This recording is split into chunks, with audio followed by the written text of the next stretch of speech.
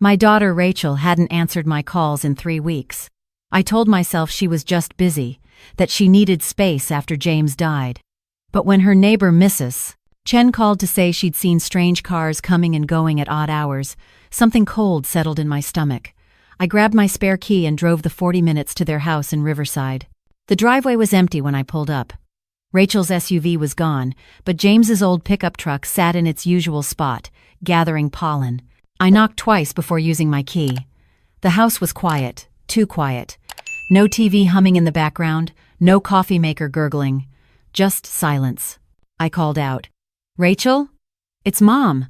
Nothing. The living room looked normal at first glance. Same gray couch, same family photos on the mantel. But then I noticed the dust.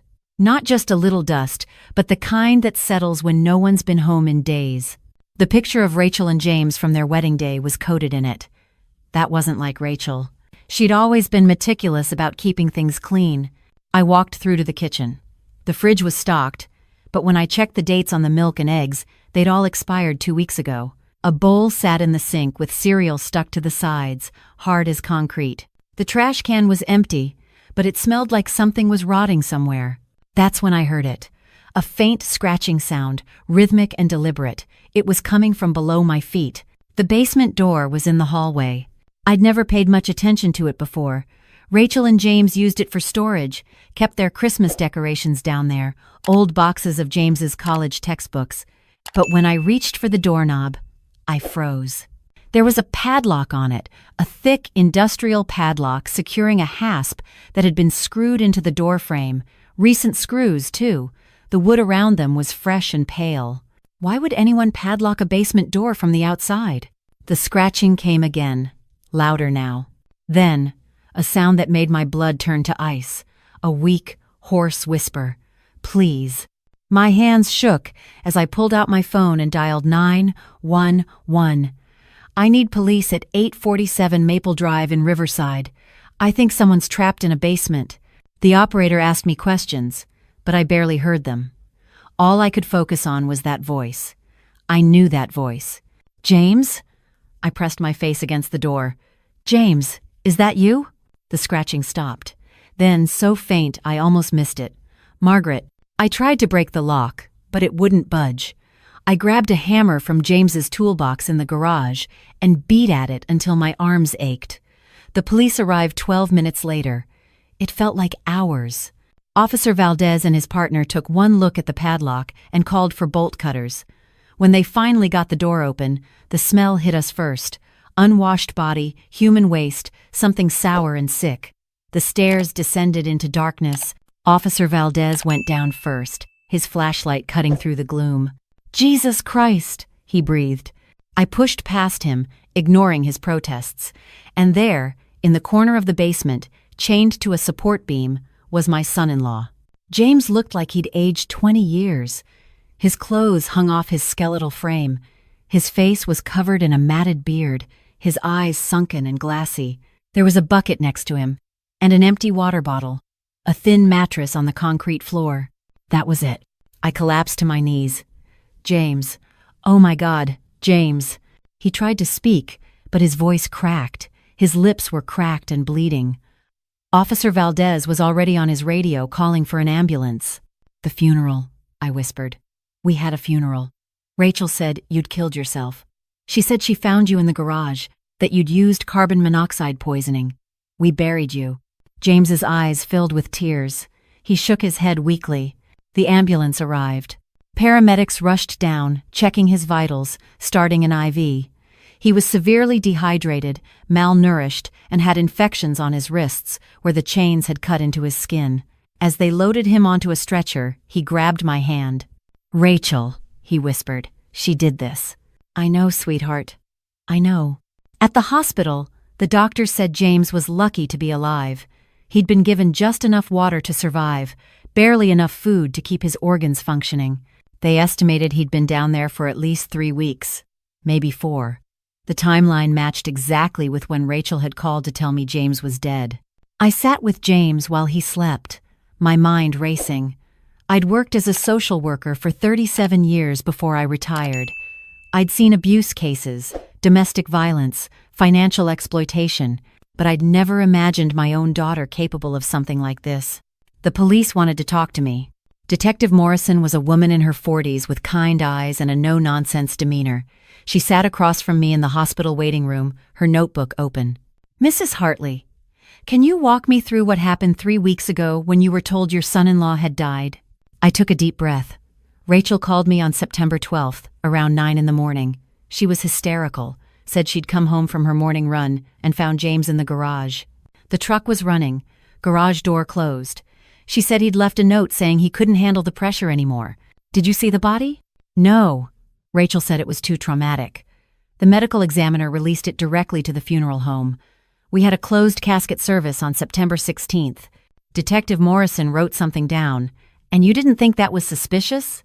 I felt my face flush. James had been depressed. He'd lost his job 6 months earlier, was having trouble finding new work. Rachel said he'd been seeing a therapist but had stopped going. It made sense at the time. "What about the death certificate?" Rachel showed it to me. It looked official. Signed by a Dr. Chen at County Medical. Detective Morrison nodded. "We're looking into that." "Mrs. Hartley, did your daughter have any financial motive?" The question hung in the air. I didn't want to answer it, but I knew I had to. James had a life insurance policy. $500,000. Rachel was the beneficiary. Has she collected on it yet? I don't know. The policy had a waiting period, I think. 30 days from date of death, which would have been up in 2 days. Detective Morrison closed her notebook. "Mrs. Hartley, I need you to tell me everything you know about your daughter's activities over the past month."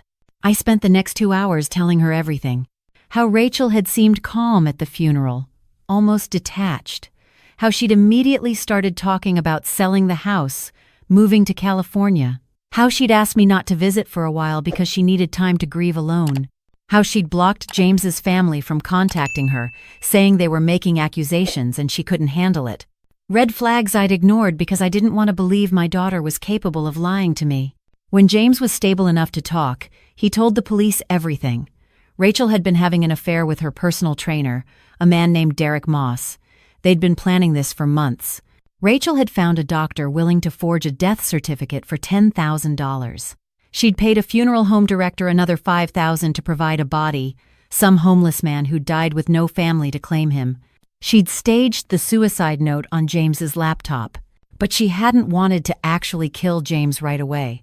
She needed him alive long enough to sign over the deed to the house, to move money from their joint accounts. She'd drugged him, chained him in the basement, and told him she'd let him go once everything was finalized. She'd been keeping him alive with minimal food and water, waiting. But then I'd shown up. The police arrested Rachel 2 days later at a hotel in Los Angeles. She was with Derek. They found the life insurance claim forms in her luggage, already filled out and ready to submit. They also found a burner phone with text messages detailing the plan. Rachel's lawyer tried to argue that James had been suicidal, that Rachel had been trying to prevent him from hurting himself by locking him in the basement, but the evidence was overwhelming. The chains, the padlock, the forged death certificate, the affair, the insurance policy. I attended every court hearing. I testified about finding James, about the padlock, about Rachel's lies. It was the hardest thing I'd ever done, watching my daughter sit at the defense table, knowing what she was capable of. My son-in-law's family flew in from Michigan. His mother, Helen, was a tiny woman with steel in her eyes. She hugged me in the courthouse hallway. "Thank you for not giving up," she said. "Thank you for finding him." I couldn't speak. I just held her while we both cried. James recovered slowly. The physical damage healed faster than the psychological trauma. He had nightmares, panic attacks. He couldn't be in enclosed spaces without hyperventilating. I helped him find a good therapist, someone who specialized in torture survivors. Because that's what he was, a survivor. He moved in with me while he got back on his feet. We didn't talk about Rachel much. What was there to say? I'd failed to see the monster my daughter had become. I'd raised her, loved her, and somehow missed the moment she decided that money was worth more than a human life. The trial lasted 3 weeks. The prosecution brought in medical experts who testified about James's condition when he was found. A forensic accountant traced the payments Rachel had made to Dr. Chen and the funeral director. Derek Moss cut a deal and testified against Rachel, describing how she'd planned everything down to the smallest detail.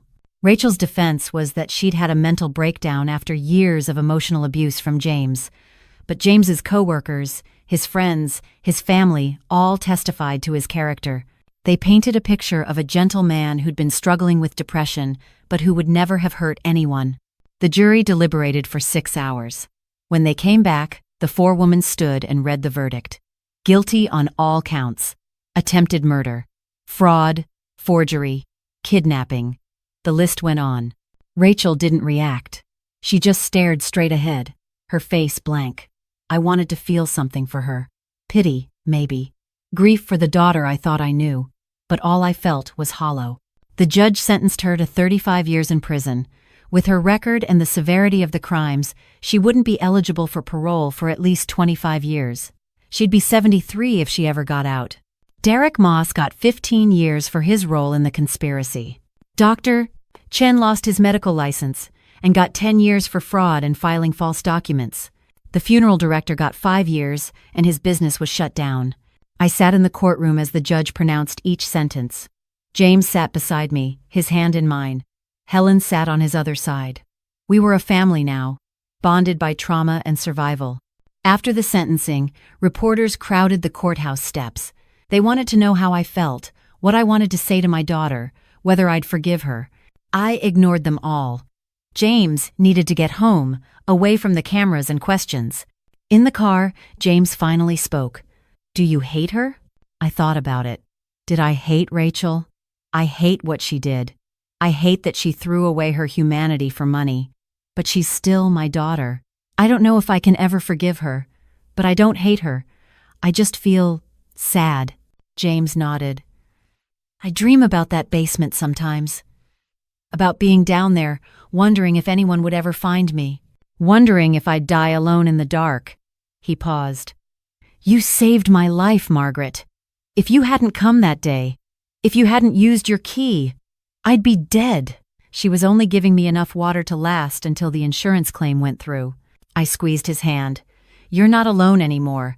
You'll never be alone again. Over the next year, James rebuilt his life. He found a new job, a good one with better pay than before.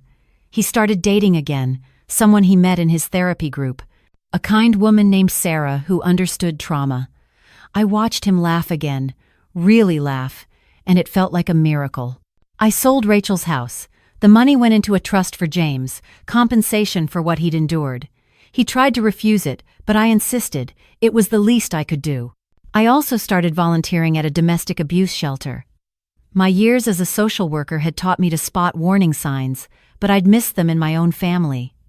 I wouldn't make that mistake again. I helped other women and men escape situations like James's. I became an advocate for survivors. James and Sarah got married 2 years after the trial. It was a small ceremony in my backyard, just close friends and family. Helen made the cake. James's brother Tom was the best man. Sarah's